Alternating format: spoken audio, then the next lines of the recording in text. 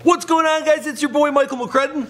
I'm Kevin Morris. What are we doing here? Pretty much going to give the weekly discussion on everything happened in pop culture and media this week. And what did you want to call this series? Claim to Fame? Boom! That's with a 2, not T-O. Yes. See, I was writing 2. I didn't know. You gotta let me know these things. I will. Move forward, keep going on that. So welcome to Claim to Fame. We're gonna go through all the headlines, everything that's going on in entertainment, hip hop. What happened first? Drake actually put up 2 new songs, God's Plan and Diplomatic Immunity, on his EP Scary Hours. And pretty much it's giving fans what they wanted and waited for from him, which is more of an honest and just fun rap as well. So to really see him come back and just with a bang and in a market that's clearly striving for him because he's really just blowing up again. He's really #1 already. So to see it come up and really be just major as it is and pretty much dominate whatever Justin Timberlake's coming out with is really good to see. I haven't heard this stuff yet. It's where it's on the radio. It's on everything actually. Not music videos. Not even Apple Music only. It's actually on every platform. So. All right. And so what? There's 2 songs. Are they? What's one like? What's the other like? Diplomatic Immunity is him being very hip hop, real rap raw, and then God's Plan is really him working on just pretty much fun rap. Drake we always know, just giving us a good bop and good catchy stuff. And then the album will be dropping, what, in February? No, probably April again. Probably Okay. I think this is just the EP, just to give one of the burner songs. Yeah, exciting stuff. Okay, what else is going on? Pretty much Kim Kardashian news. Pretty much gonna talk about that and just how she had a baby this week. Yeah, Chicago. Finally, which I feel like we discussed last week, and pretty much was a prelude for this. And we're seeing Kim have the baby. People are saying Kylie was surrogate, but we're not really sure on that aspect. No way. Nah, I think she's gonna have her own baby, and not just that, with Chloe's baby as well coming up. So. I feel like this is the first time a Hollywood couple has really been vocal about a surrogate mother, right? Well, I think on the show they talk about baby issues along the way a lot with Chloe and Kim. So I think now it's more of a, again, the Kardashians are just pushing the envelope again on discussing, bringing stuff to topic as well. Yeah, I know she was saying that she didn't want to. It's not about I didn't want to put my body through it, and this was the healthier option for the child. But you got to imagine it's a bit of like. Kim Kardashian doesn't want to lose 60 pounds anymore. If she can have someone else do it, why not? She easily could. So I think the idea of just watching it happen and I think you're really just seeing her just for health issues. I think it makes sense. But for those who don't know, the baby's named Chicago, and it's not when they say for short, it's Shy. So yeah, you're really slipping up if you're out there going shh. Yeah. Shh. I always think of Jim Carrey. Shawshank Redemption. Yeah. Chicago.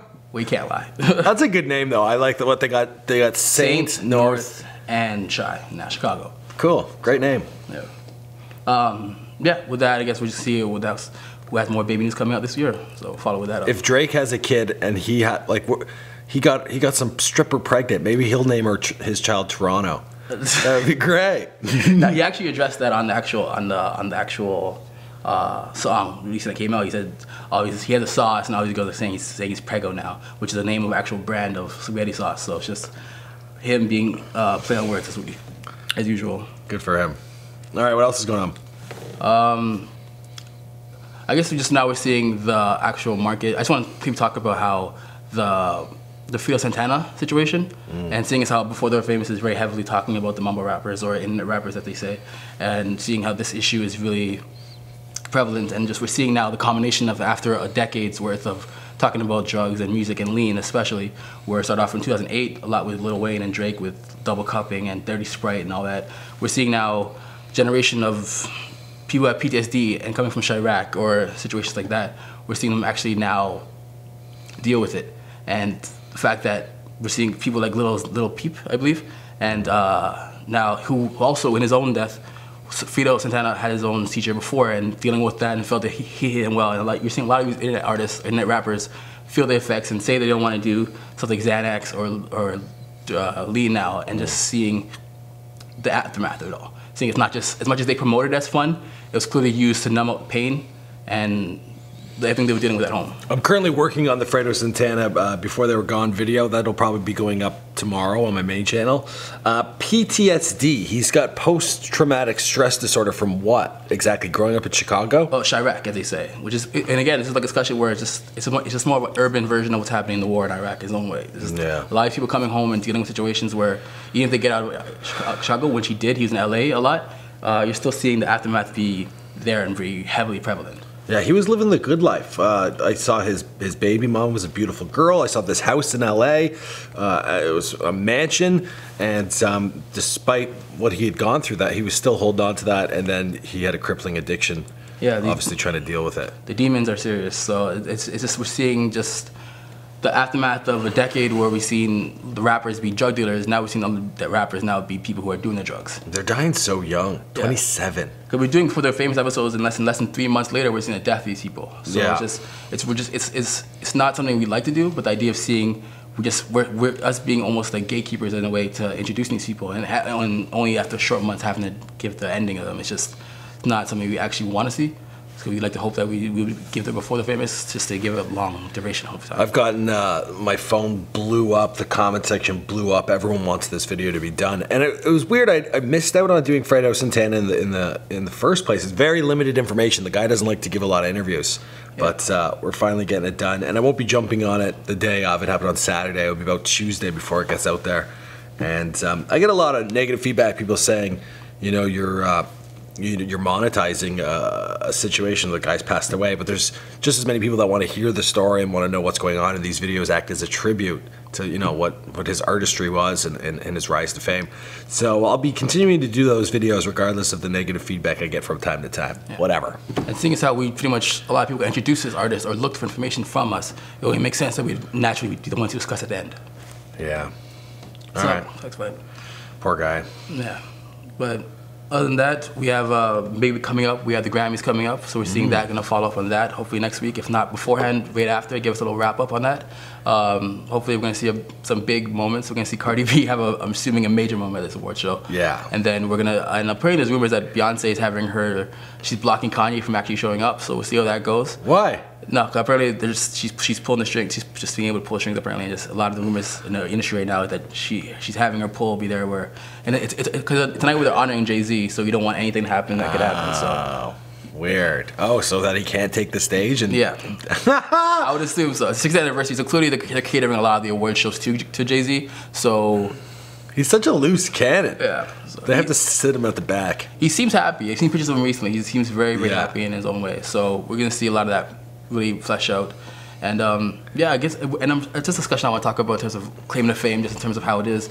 We're seeing a lot of these artists we're seeing literally the death of pop music in its own way. Because we're seeing artists like Katy Perry and Taylor Swift and even now Justin Timberlake. We're seeing all these artists who would dominate the early 2000s and 2010s pretty much be phased out. As in when we saw Taylor Swift come out and then Cardi B, Bodak Yellow entirely dominated that. Cardi B being a new artist and Taylor Swift still having a lot of the dollar with her, still had to fall back with music videos and high production and everything, and having the push that she can do. What she did, she was able to block out her stuff. She's still losing to Cardi B. Yeah. We're seeing a lot of the hip hop generation really take over, new or old.